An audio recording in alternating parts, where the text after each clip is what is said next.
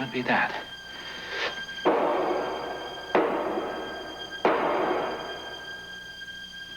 I swear to tell the truth, the whole truth, and nothing but the truth, so help me God. Your witness, Mr. Prosecutor. State your name and occupation, please. My name is Arthur Jameson. I practice law. Oh, come now, sir. You hardly do yourself justice. Isn't it a fact that you're one of the most prominent criminal attorneys in the state, if not the country? Guilty. Beg pardon? You make it difficult to be modest, Counselor. Since I'm under oath, I'm simply agreeing with you.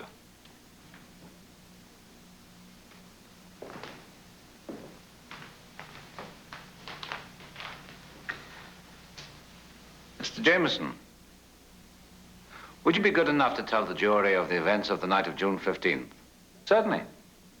I had been invited to speak to a group of graduating law students. Each June, they throw a dinner.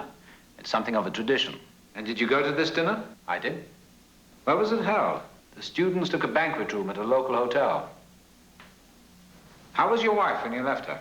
I'm not sure I understand. Are you asking me about her mood, her character? I was referring to her physical state. And I suggest you say so. Your function is to clarify, not obscure. Mr. Jameson, with all due respect, I would appreciate a less patronizing attitude. And I would appreciate, with all due respect, questions of a more pertinent nature. I will certainly try to do better, sir. As for your wife. As for my wife, in answer to what I think you're asking me, her physical state was one of being alive. Go on. I drove to the hotel. We all sat down to dinner at 8. At 10, I made some brief remarks, and I was followed by the other guest. When did the evening end? I hate to keep harping on the time. Perfectly understandable. I'd say 11:15. Then some of us went into the hotel bar for a nightcap. We've heard testimony that your wife called the police at 10:40. She reported a prowler in the house. When they arrived on the scene, they found that she had been... Forgive me, Mr. Jameson. I know this is difficult for you. They found she had been shot and killed. Yes. According to their report, you came home at 12:06. 12:06, that's right. Most people would have said around midnight. You don't have most people on the stand, Counselor. Yes, I am very aware of that. In any event, when you were told what had happened, you reacted with shock and outrage. You must have loved her very much. Yes, I did. Of course. And that's why I'm puzzled. That in the weeks before her death, she told a number of her friends that she wanted a divorce. She also said she had assured herself of an enormous settlement. What does that suggest to you? It suggests that we had one of our rare fights and she overreacted. Yes, but this enormous settlement. Our examination of your financial records indicates that your wife had signed a prenuptial agreement. Why would she assume she'd get anything at all unless... Unless what? Unless, just as an example, she had reason to believe she had certain leverage. Objection, Your Honor. Clearly immaterial. Isn't it a fact that the bar associations of 3 states have questioned the conduct of some of your recent cases and that there have been rumors of sharp practices? Objection. Strike that from the record. I cite the prosecutor for sharp practices of his own. But if these rumors about your professional integrity were true, and if your wife was somehow in possession of damaging information, the objection has been sustained, Counselor. So it has. Withdraw the question. Would I be correct in assuming that you were happily married? You would. I'm sure we all envy you. And by the way, and no doubt off the subject, shortly before she died, your wife was seen to have a bruise, actually more like a cut, high on her cheek, near her left eye. The eye itself was blackened. Have you any idea how this happened? She stumbled in the bathroom and cut herself on the corner of a cabinet. An accident, then? That's correct, an accident. Are you right-handed or left-handed? I fail to see. Answer the question, please. I'm right-handed. If I were right-handed and were to strike someone, with the court's indulgence, this is by way of a visual demonstration for the jury, I would bring up my hand thusly and hit the person I was facing on the left cheek. I see you wear no rings in your right hand. No. But you did, at least until recently. The skin at the base of your ring finger is whiter than the rest of your hand. And from this you conclude what? That I hit my wife? I leave it to the jury to form conclusions. Counselor, before you embarrass yourself, may I remind you that at the time of my wife's death, I was at a dinner surrounded by dozens of witnesses? And while you were there, she was killed by a thief. Exactly. There have been a number of crimes in the neighborhood, that's why we kept a gun. You spent the entire evening at this dinner. Yes, never left the room. Never left the room. I don't mean to contradict you, but we've heard testimony that you didn't return to your table after you spoke. A call of nature, counselor. So you went to the hotel restroom? Yes. Did you return to your table? I did not. I didn't want to interrupt Professor Dietrich, so I stood at the side of the room where no one saw you. I have no idea whether anyone saw me or not. The guests were paying attention to the speaker, so I doubt it. However, I was there. But you can't prove that. No, nor can you prove otherwise. Mr. Jameson, according to your testimony, you began your, and I quote, brief remarks at 10. Your wife called the police at 10:40. What was to stop you from going home instead of the restroom? Why would I do that, counselor? To avoid tipping the attendant? The hotel is no more than a few miles from your house, a drive of perhaps 15 minutes at most. You're an encyclopedia of extraneous information. I wouldn't dare to be extraneous, sir. Not after your lecture on pertinence. So, let us assume that you did leave the hotel. That is a dangerous assumption. Dangerous for who, Mr. Jameson? Your wife? Objection. 15 minutes to drive to your house. 10 minutes to do whatever had to be done. Objection. Another 15 minutes back to the hotel. Would have been gone no more than 45 minutes. Your Honor, this is grandstanding. The prosecutor is accusing me of nothing more serious than the crime of convenient geography. Am I to be held responsible for the proximity of a hotel to my home? Yes, sir, you are. A young man named Bill Keith was the banquet chairman, and he is prepared to testify that you suggested the location for the dinner. He will also tell us that your acceptance was conditional upon the availability of nearby accommodations. Not very clever of me.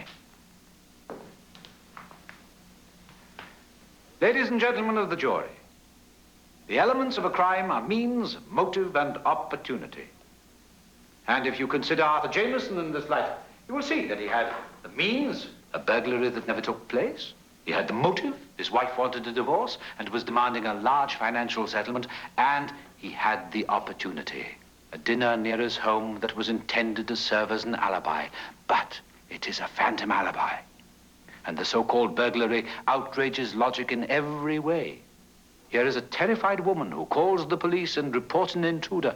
Does she then lock herself in her room and wait for them to arrive? No. Instead, she makes a totally irrational trip downstairs to confront the thief. Irrational, that is, unless there was no thief and she knew the intruder. All right, it won't work.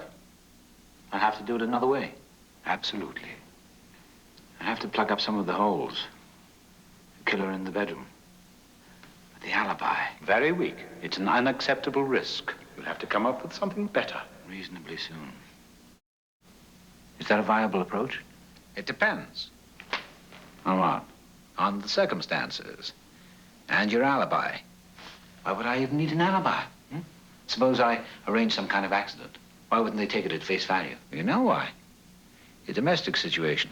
And there is also the fact that you struck her, which can be construed as a clear indication of your intent to do her bodily harm. All very prejudicial. Damn it. It always comes back to alibi. Alibi. From the Latin, meaning elsewhere. Lovely word, elsewhere. Wait a minute. Got something? Maybe.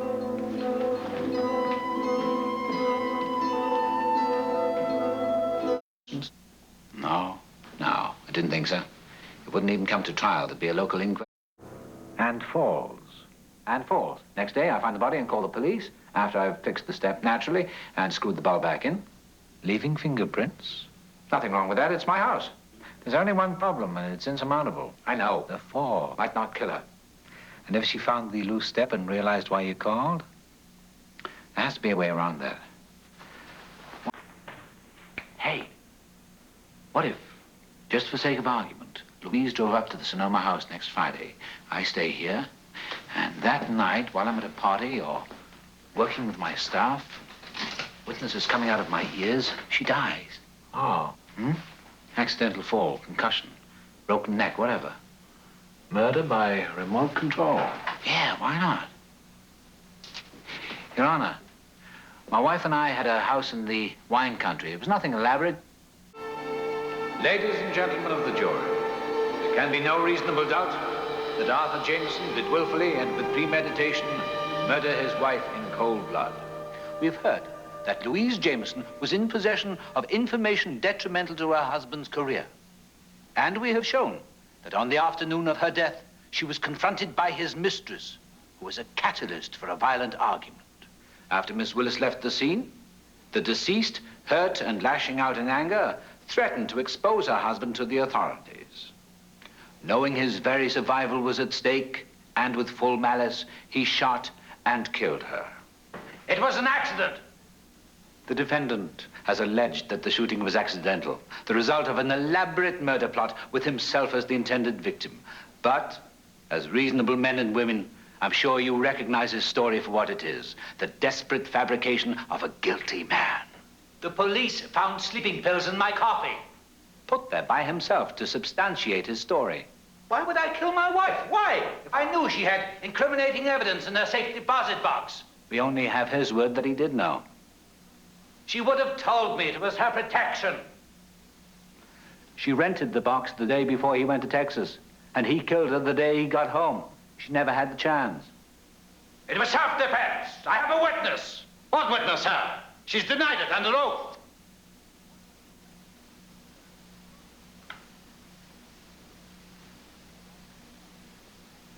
Ladies and gentlemen, a wife in writing says her husband wants her dead, and suddenly she is dead at the hand of the very man she accused. If you had no other evidence, and you do, this fact alone is devastating. No doubt that after your deliberations, you will bring back a verdict of guilty of murder in the first degree. So say you all. So say we are. The prisoner is remanded to the custody of the Department of Correction. Sentencing to be scheduled for a later date. Court is adjourned.